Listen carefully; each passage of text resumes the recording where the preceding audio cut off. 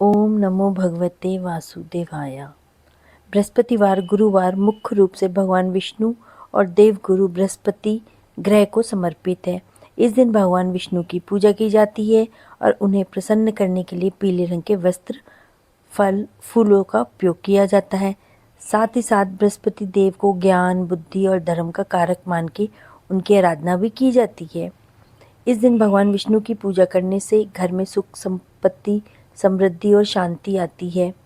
ये देवताओं के गुरु हैं जिनकी पूजा से ज्ञान और भाग्य में वृद्धि होती है। गुरुवार वाले दिन पीला रंग विशेष महत्व रखता है। इस दिन पीले वस्त्र पहनना, चने की दाल, पीले फूल चढ़ाना शुभ माना जाता है और इस दिन केले के पेड़ की पूजा करना, भगवान विष्णु के सामने दीपक जलाना बहुत ही फलदायी माना जाता है। बृहस्पतिवार व्रत कथा इस प्रकार है।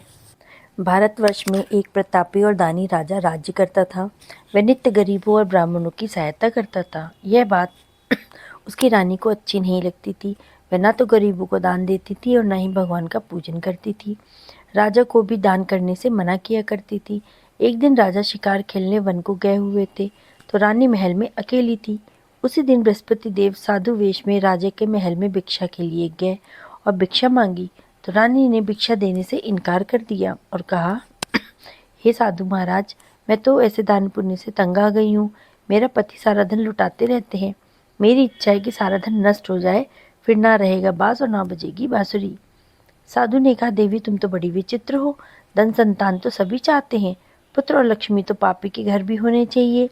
यदि तुम्हारे पास अधिक धन है तो भूखों को भोजन दो, प्यासों के लिए प्याऊ बनवाओ और मुसाफिरों के लिए धर्मशालाएं खुलवाओ। जो निर्धन कुंवारी कन्या है उनका विवाह करवाओ।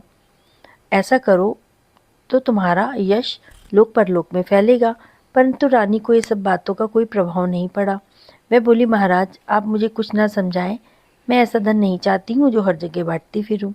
साधु ने उत्तर दिया कि यदि तुम्हारी ऐसी इच्छा है तो तथास्तु। तुम ऐसा करो, बृहस्पतिवार के दिन घर को लीप कर पीली मिट्टी से अपना सर धो लो, स्नान करो और कपड़े धो।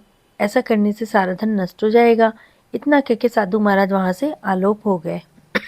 साधु के कहे अनुसार रानी को केवल 3 ही बृहस्पतिवार बीते थे कि रानी की समस्त धन संपत्ति नष्ट हो गई। भोजन के लिए राजा का परिवार तरसने लग गया। तब एक दिन राजा ने रानी से बोला कि हे रानी, तुम यहीं पे रहो, मैं दूसरे देश को जाता हूँ, क्योंकि यहाँ पे सभी लोग मुझे जानते हैं, इसलिए मैं कोई छोटा कार्य नहीं कर सकता। ऐसा कहकर राजा परदेश चला गया। वहाँ वह जंगल से लकड़ी काट के लाता और शहर में बेचता। इस तरह वह अपना जीवन व्यतीत करने लगा। इधर राजा के परदेश जाते ही रानी और दासी दुखी रहने लग गए। एक बार जब रानी और दासी को 7 दिन तक बिना भोजन के रहना पड़ा तो रानी ने अपनी दासी से कहा कि हे दासी, पास के ही नगर में मेरी बहन रहती है, वह बहुत ही धनवान है, तुम उसके पास जाओ और कुछ ले आओ ताकि थोड़ा तो गुजर बसर हो पाए। दासी रानी की बहन के पास गई। एक दिन जब वो जाग गई, उस दिन गुरुवार था। रानी की बहन उस समय बृहस्पतिवार व्रत की कथा सुन रही थी। दासी ने रानी की बहन को अपनी रानी का संदेश दिया, लेकिन रानी की बहन ने कोई उत्तर नहीं दिया। तब दासी को रानी की बहन से जब कोई उत्तर नहीं मिला तो वह बहुत दुखी हुई और उसको क्रोध भी आया, परंतु वह वापस आ गई और अपने भाग को कोसने लगी। जब रानी की बहन वापस आई तो रानी की बहन ने आ करके ये बोला कि बहन, उस दिन जिस दिन तुम्हारी दासी आई थी उस दिन मेरा उपवास था, तो हम कुछ बोलते नहीं हैं, इसलिए मैंने उससे बात नहीं करा और वो दुखी हुई होगी। तो रानी की दासी ने बोला कि हमारे पास खाने को कुछ भी नहीं है, इसलिए मेरी दासी तुम्हारे पास आई थी। तो रानी बोली, बहन तुमसे तो देखो कुछ छिपा नहीं है, हमारे घर में अनाज का एक दाना तक नहीं है।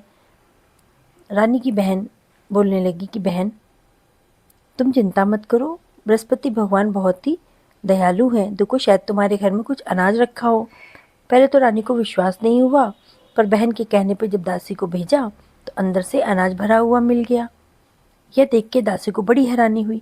दासी रानी से कहने लगी, हे रानी, जब हमको भोजन नहीं मिलता है हम तब भी तो व्रत ही करते हैं, इसलिए क्यों ना हम इनसे व्रत की कथा और विधि पूछ ले ताकि हम भी इस व्रत को करें। तब रानी ने अपनी बहन से बृहस्पतिवार व्रत के बारे में पूछा। तो रानी की बहन ने बताया कि बृहस्पतिवार वाले दिन चने की दाल और मुनक्के से भगवान विष्णु का केले की जड़ में पूजन करें, दीपक जलाएं, व्रत की कथा सुने अथवा सुनाएं, पीला भोजन करें, पीले वस्त्र पहने, इससे बृहस्पति देव प्रसन्न होते हैं। व्रत और पूजन विधि बता के रानी की बहन अपने घर लौट गई। 7 दिन के बाद जब गुरुवार आया तो रानी और दासी ने व्रत रखा। गुड़साल में जाके चना और गुड़ लेके आ गई। फिर उससे केले की जड़ तब विष्णु भगवान जी की पूजा करी। और पीला भोजन कहाँ से आता, इस बात को लेके दोनों बहुत ही दुखी थी। चूंकि उन्होंने व्रत किया था तो बृहस्पति देव उनसे प्रसन्न हो गए और एक साधारण व्यक्ति का रूप लेकर के 2 थालों में सुंदर पीला भोजन दासी को दे गए। भोजन पाके दासी प्रसन्न हुई। फिर रानी और दासी ने मिलकर भोजन ग्रहण किया। उसके बाद वे सभी गुरुवार के व्रत और पूजन करने लगी। बृहस्पतिवार भगवान की कृपा से उनके पास फिर से धन संपत्ति आ गई, परंतु रानी फिर से पहले की तरह आलस करने लगी। तब दासी ने बोला, देखो रानी, तुम पहले भी इसी प्रकार आलस करती थी और तुम्हें धन रखने में कष्ट होता था, इस कारण सभी धन नष्ट हो गया था। अब तुम फिर से बृहस्पति भगवान ने जब धन दिया है तो फिर तो आलस कर रही हो। तो रानी को समझाते हुए दासी ने कहा, बड़ी मुसीबतों से हमें धन की प्राप्ति हुई है। दान पुण्य करो, भूखे मनुष्यों को भोजन कराओ, धन को शुभ कार्यों में खर्च करो, ताकि कुल का यश बढ़ेगा, स्वर्ग की प्राप्ति होगी, पितृ भी प्रसन्न होंगे। दासी की बात मान के रानी अपना धन शुभ कार्यों में खर्च करने लगी, जिससे पूरे नगर में उसका यश फैल गया। बृहस्पतिवार वाले दिन व्रत करने से उसको उसकी सारी मनोकामनाएं पूर्ण हो गई। एक दिन राजा दुखी होकर जंगल के में बैठा हुआ था। उसकी दशा को देख के बहुत ही ज़्यादा दुख हो रहा था। बृहस्पतिवार का दिन था। एकाएक उसने देखा कि निर्जन वन में एक साधु प्रकट हुए और वे साधु वेश में स्वयं बृहस्पति देवता थे। लकड़हारे के सामने आके बोले, ये लकड़हारे, तू इस सुनसान जंगल में चिंता में क्यों मगन बैठा है, क्या हुआ है?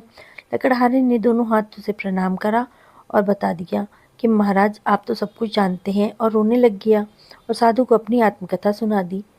महाराज तो वैसे ही दयालु होते हैं। तो उन्होंने कहा, तुम्हारी स्त्री ने बृहस्पति के दिन बृहस्पति भगवान का निरादर किया था, जिसके कारण रुष्ट होकर के उन्होंने तुम्हारी ये दशा कर दी। अब तुम चिंता मत करो, क्योंकि मेरे कहने पे मैं जो बोलूँगा तुम वो करो, तुम्हारे सारे दुख और तकलीफ़ें ख़त्म हो जाएंगी। भगवान तुम्हें पहले से अधिक संपत्ति देंगे। तुम बृहस्पति के दिन कथा किया करो, 2 पैसे के चने मुनक्के लाओ, प्रसाद बनाओ और शुद्ध जल से लोटे में शक्कर मिला के अमृत तैयार करो। कथा के पश्चात अपने सारे परिवार को सुनने वालों को प्रसाद बांटो और खुद भी ग्रहण करो। ऐसा करने से भगवान तुम्हारी सारी मनोकामनाएं पूर्ण करेंगे। तो साधु ने बताया कि मैं तुम्हें जो बोल रहा हूँ तुम ऐसे ही करना। साधु के वचन सुन के लकड़हारा बोला, हे प्रभु, मुझे लकड़ी बेच के इतना पैसा नहीं मिलता है जिससे मैं भोजन के उपरांत कुछ बचा सकूं। मैंने रात्रि में अपनी पत्नी को व्याकुल देखा था। मेरे पास कुछ भी नहीं है जिससे कि मैं उसकी खबर भी मंगा सकूं। तब साधु महात्मा बोले, हे लकड़हारे, तुम किसी बात की चिंता मत करो। बृहस्पति के दिन तुम रोजाना की तरह लकड़ियों को लेकर शहर को जाओ और तुमको रोज से दुगना धन प्राप्त होगा, जिससे तुम भली भांति भोजन कर लोगे और बृहस्पति देव की पूजा का सामान भी आ जाएगा। इतना कह के साधु अंतर्ध्यान हो गए। धीरे धीरे समय व्यतीत होने पर फिर वही बृहस्पतिवार का दिन आ गया। लकड़हारा जंगल से लकड़ी काट के किसी शहर में बेचने गया। उसे उस दिन पहले से अधिक धन की प्राप्ति हुई। राजा ने चना गुड़ आदि ला के गुरुवार का व्रत किया और उस दिन से उसके सभी कलेश दूर हो गए। परंतु जब दोबारा गुरुवार का दिन आया तो वो व्रत करना भूल गया। इस कारण बृहस्पति भगवान नाराज हो गए। उस दिन उस नगर के राजा ने घोषणा कराई कि कोई अपने घर पे भोजन नहीं बनाएगा, सब महल आएंगे और खाना खाएंगे। इस प्रकार से जो मेरी बात नहीं मानेगा उसको फांसी की सजा दे दी जाएगी। और ये घोषणा पूरे नगर में करवा दी गई। राजा की आज्ञा के अनुसार शहर के सभी लोग भोजन करने के लिए गए, लेकिन लकड़हारा कुछ देर से पहुंचा, इसलिए राजा को उसको अपने साथ घर लेवाना पड़ गया। घर जाके जब भोजन करा रहे थे तो रानी की दृष्टि उस खूंटी पे पड़ गई जहाँ पे उसका हार लटका हुआ था। वहाँ पे हार ना दिखाई दिया। तो रानी ने निश्चय कर लिया कि मेरा हार इस मनुष्य ने ही चुराया है और उसी समय सिपाहियों को बुला के उसको कारागार में डलवा दिया। जब लकड़हारा कारागार में पड़ गया और बहुत दुखी होकर विचार करने लग गया कि ना जाने मैंने कौन से पूर्व जन्म में कर्म किए थे जिससे मुझे इतना दुख प्राप्त हो रहा है, और उसी महात्मा को याद करने लग गया जो उसको जंगल में मिले थे। तत्पश्चात बृहस्पति देव साधु रूप लेके प्रकट हुए और उसकी दशा को देख के कहने लगे कि अरे मूर्ख, तूने बृहस्पति देव की कथा नहीं करी है, इस कारण तुझे दुख प्राप्त हुआ है। अब चिंता मत कर, बृहस्पतिवार के दिन कारागार के दरवाजे पे 4 पैसे पड़े मिलेंगे, उनसे तू बृहस्पति देव की पूजा करना, तेरे सारे कष्ट दूर हो जाएंगे। बृहस्पति देव के दिन उसे 4 पैसे पड़े मिले। लकड़हारे ने कथा कही और उसी रात्रि को बृहस्पति देव ने उस नगर के राजा के स्वप्न में जाके कहा, हे राजन, तुमने जिस मनुष्य को कारागार में बंद किया है वह निर्दोष है, वह राजा है, उसे छोड़ दो। रानी का हार उसी खूंटी पे लटका हुआ है। अगर तू ऐसा नहीं करेगा मैं तेरे सारे राज्य को नष्ट कर दूंगा। रात्रि में जब राजा ने ये स्वप्न देखा तो वो डर गया। सुबह उठते ही उसने प्रातःकाल खूंटी पे हार टंगा देख के लकड़हारे को बुला के क्षमा मांगी और लकड़हारे को योग्य सुंदर वस्त्र आभूषण देके विदा किया। बृहस्पति देव की आज्ञा अनुसार लकड़हारा अपने नगर को चला गया और राजा अपने नगर के निकट पहुंचा तो उसने बड़ा ही आश्चर्यचकित हुआ। नगर में पहले से अधिक बाग बगीचे, तालाब, कुएं, धर्मशाला, मंदिर बनी हुई थी। तो राजा ने पूछा कि यह किसका बाग और धर्मशाला है? तब नगर में सब लोगों ने बताया कि यह सब रानी और बांदी की हैं। तो राजा को बहुत आश्चर्य हुआ और गुस्सा भी आया। जब रानी ने एक खबर सुनी तो राजा आ रहे हैं तो उसने बांदी से कहा कि हे दासी, देख देख, राजा हमको बहुत बुरी हालत में छोड़ गए थे, हमारी ऐसी हालत देख के वे लौट ना जाए, इसलिए तू दरवाजे पे जाके खड़ी हो जा। आज्ञा के अनुसार दासी दरवाजे पे जाके खड़ी हो गई और राजा को लिवा लाई। तब राजा ने क्रोध में रानी से पूछा, ये धन तुम्हें कैसे प्राप्त हुआ है?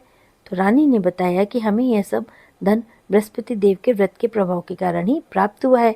राजा ने निश्चय किया कि 7 रोज बाद तो सभी व्रत करते हैं, मैं बृहस्पति देवता का व्रत प्रतिदिन करूंगा, 3 बार कहानी और रोज व्रत किया करूंगा। अब उसने ये निश्चय कर लिया और राजा ने अपने दुपट्टे में चने की दाल और मुनक्के को बांध लिया और दिन में 3 बार कहानी कहने लग गया। एक रोज राजा ने विचार किया कि चलो अपनी बहन के यहाँ हो आते हैं। इस तरह विचार करके राजा घोड़े पर सवार होकर चल दिया अपनी बहन के घर जाने के लिए। मार्ग में उसने देखा कि कुछ आदमी एक मुर्दे को लिए जा रहे हैं। उन्हें रोक के राजा ने कहा, अरे भाइयों, मेरी बृहस्पति देव की कथा को सुन लो। वे बोलने लगे, लो, हमारा तो आदमी मर गया, इसको अपनी कथा की पड़ी है। परंतु कुछ आदमी बोले, अच्छा कहो, हम तुम्हारी कथा भी सुनेंगे चलते चलते। राजा ने दाल निकाली और कथा बोलने लग गया। कथा आधी ही हुई थी कि मुर्दा हिलने लग गया और जब कथा समाप्त हुई तो राम राम करके मनुष्य उठ के खड़ा हो गया। आगे मार्ग में उसे एक किसान खेत में हल चलाता मिला। राजा ने उसे देखा और बोला, भाई मेरी कथा सुन लो। किसान बोला, मैं तेरी कथा सुन के क्या करूँगा, इतनी देर में तो मैं 4 हरैया जोत लूँगा, जा अपनी कथा किसी और को सुनाना। इस तरह राजा जब आगे चलने लग गया तो राजा के हटते ही बैल पछाड़ खा के गिर गया और किसान के पेट में बड़ी जोरों का दर्द उठने लग गया। उस समय उसकी माँ रोटी लेके आई। जैसे ही उसने देखा, पुत्र से सारा हाल पूछा। जब पुत्र ने सभी हाल कह दिया तो बुढ़िया दौड़ी दौड़ी उस घुड़सवार के पीछे भागी और उससे बोली कि मैं तेरी कथा सुनूंगी, तू अपनी कथा मेरे खेत पे ही चल के सुना। राजा ने बुढ़िया के खेत पे जाके सारी कथा सुना दी, जिसके सुनते ही वह बैल उठ खड़े हुए और किसान के पेट का दर्द भी बंद हो गया। राजा अपनी बहन के घर पहुंचा। बहन ने भाई की खूब मेहमानी की। दूसरे रोज प्रातःकाल राजा जागा तो उसने देखा कि सब लोग भोजन कर रहे हैं। राजा ने अपनी बहन से कहा कि ऐसा कोई मनुष्य है जिसने भोजन ना किया हो, मेरी बृहस्पतिवार की कथा सुन ले। बहन बोली, हे भैया, यह देश ऐसा ही है कि पहले यहाँ लोग भोजन करते हैं, बाद में अन्य काम करते हैं। अगर कोई पड़ोस में हो तो मैं देख आती हूँ। वह ऐसा कह के देखने चली गई, परंतु उसे ऐसा कोई भी व्यक्ति नहीं मिला जिसने भोजन ना किया हो। अतः वह एक कुम्हार के घर गई जिसका लड़का बीमार था और उसे मालूम हुआ कि उसके यहाँ 3 रोज से किसी ने भोजन नहीं किया है। रानी ने अपने भाई की कथा सुनने के लिए जब बोला तो कुम्हार तैयार हो गया। राजा ने जाके बृहस्पतिवार की व्रत कथा सुना दी। इस तरीके से कुम्हार का लड़का तुरंत ठीक हो गया और राजा की प्रशंसा करने लग गए। एक रोज राजा ने अपनी बहन से कहा कि बहन चलो घर चलते हैं, तुम भी तैयार हो जाओ। तो राजा की बहन ने अपनी सास से पूछा। सास ने कहा हाँ हाँ चली जा, लेकिन कोई बालक नहीं जाएगा क्योंकि तेरे भाई की कोई औलाद नहीं है। बहन ने अपने भाई से कहा कि हे भैया मैं तो चलूंगी पर कोई बालक नहीं जाएगा। तो राजा ने बोला जब कोई बालक ही नहीं जाएगा तो तुम जाके क्या करोगी। बड़ी दुखी मन से राजा अपने नगर को लौट आया। राजा ने अपनी रानी से कहा हम निर्वंशी राजा हैं, हमारा मुख देखने के लिए धर्म नहीं है। कुछ भोजन भी नहीं किया और उदास होके बैठ गया। रानी बोली हे प्रभु, बृहस्पति देव ने हमें सब कुछ दिया है, वे हमें औलाद भी अवश्य देंगे। उसी रात को बृहस्पति देव ने राजा से स्वप्न में कहा हे राजा उठ, सभी सोच को त्याग दे, तेरी रानी गर्भ से है। राजा की यह बात सुन के वो बहुत ही खुश हुए। 9वें महीने में उनके गर्भ से एक सुंदर पुत्र की प्राप्ति हुई। जब राजा ने बोला हे रानी, स्त्री बिना भोजन के रह सकती है पर बिना कहे नहीं रह सकती है। जब मेरी बहन आवे तो तुम उससे कुछ मत कहना। रानी ने हाँ कह दिया। परंतु जब राजा की बहन आई तो रानी ने बोल दिया कि घोड़ा चढ़ के तो नहीं आई, गधा चढ़ी आई। तब राजा की बहन ने बोला कि भाभी, मैं अगर इस प्रकार ना कहती तो तुम्हें औलाद कैसे होती। बृहस्पति देव ऐसे ही हैं, जिसके मन में जैसी कामना होती सबको पूर्ण करते हैं। जो सद्भावना पूर्वक बृहस्पति वार का व्रत करता है, कथा सुनता अथवा कहता है, दूसरों को सुनाता है, बृहस्पति देव उसकी सभी मनोकामनाएं पूर्ण करते हैं। बृहस्पति भगवान की आरती। जय बृहस्पति देवा स्वामी, जय बृहस्पति देवा, छिन छिन भोग लगाऊं कदली फल मेवा।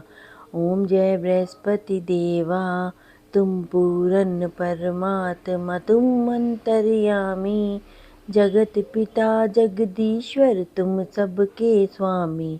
ओम जय बृहस्पति देवा, चरणामृत निज निर्मल, सब पातक हरता, सकल मनोरथ दायक, कृपा करो भरता। ओम जय बृहस्पति देवा, तन मन धन अर्पण कर, जो जन शरण पड़े, प्रभु प्रकट तब होकर, आकर द्वार खड़े। ओम जय बृहस्पति देवा, दीन दयाल दयानिधि, भक्तन हितकारी, पाप दोष सब हरता, भव बंधन हारी। ओम जय जगदीश हरे, सकल मनोरथ दायक, सब संशय हारो, विषय विकार मिटाओ, संतन सुखकारी। ओम जय बृहस्पति देवा, जो कोई आरती तेरी प्रेम सहित गावे, ज्येष्ठानंद आनंद कर सो निश्चय पावे। ओम जय बृहस्पति देवा, सब बोलो भगवान विष्णु की जय हो। बोलो बृहस्पति देव भगवान की जय हो। कथा पसंद आई हो तो लाइक, सब्सक्राइब और शेयर करिएगा। धन्यवाद। ओम नमो भगवते वासुदेवाय।